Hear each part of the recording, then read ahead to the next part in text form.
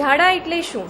તો 24 કલાકમાં એટલે કે એક દિવસમાં 3 વખત કે તેનાથી વધારે વખત પાતળા પાણી જેવા ઝાડા થાય તેને ઝાડા કહેવામાં આવે છે. તો મિત્રો, ઝાડામાં ગંભીરતા શું છે?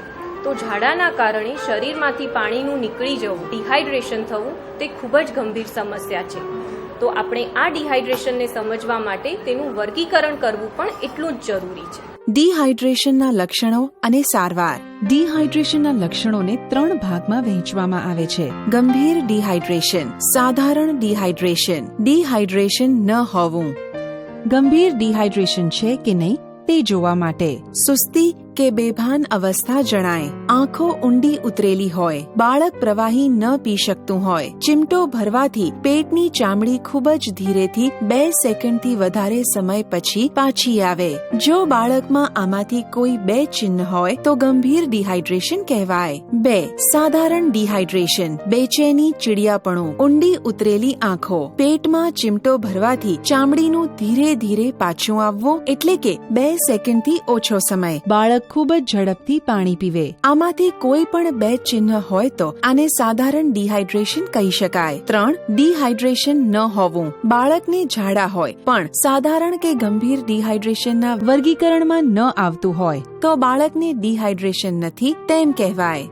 બાળકમાં ડિહાઇડ્રેશનનું વર્ગીકરણ કર્યા પછી જો તેને ગંભીર ડિહાઇડ્રેશન જણાય તો તેને તરત જ નજીકની આરોગ્ય સંસ્થાએ લઈ જવું ખૂબ જ જરૂરી છે. સાથે સાથે ખાસ યાદ રાખવાનું કે બાળકને રસ્તામાં લઈ જતી વખતે તેને ORSનું દ્રાવણ પીવડાવવાનું ચાલુ રાખવાનું અને જે બાળક માતાનું ધાવણ લેતું હોય તેનું સ્તનપાન પણ ચાલુ રાખવું જોઈએ. સાધારણ ડિહાઇડ્રેશન હોય તો બાળકની સારવાર આપની દેખરેખ હેઠળ પેટા આરોગ્ય કેન્દ્ર, આંગણવાડીમાં કરી શકાય છે. બાળકને ORS પીવડાવતા રહેવું. બાળક સ્તનપાન કરતું હોય તો ચાલુ રાખવું. તપાસ કરતા રહેવી અને જરૂરી સારવાર આપતા રહેવી.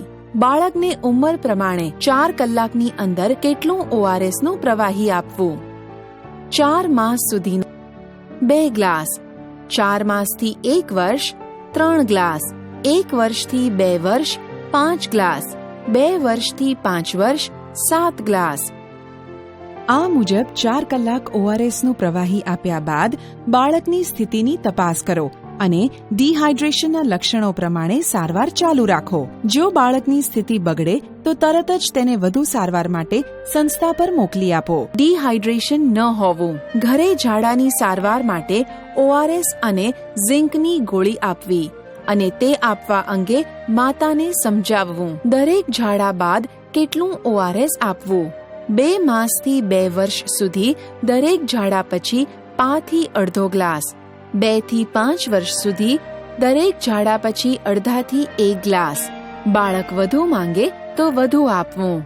એક સાફ ચમચીમાં માતાનું ધાવણ અથવા ચોખ્ખું પાણી લઈ તેમાં ઝિંકની ગોળી ઉમેરી તે ગોળી બાળકને પીવડાવી દેવી જોઈએ. 2 થી 6 માસના બાળકને રોજ 10 મિલીગ્રામ એટલે કે અડધી ગોળી. 6 માસથી 5 વર્ષના બાળકને દરરોજ 20 મિલીગ્રામ એટલે કે આખી ગોળી 14 દિવસ માટે આપવી.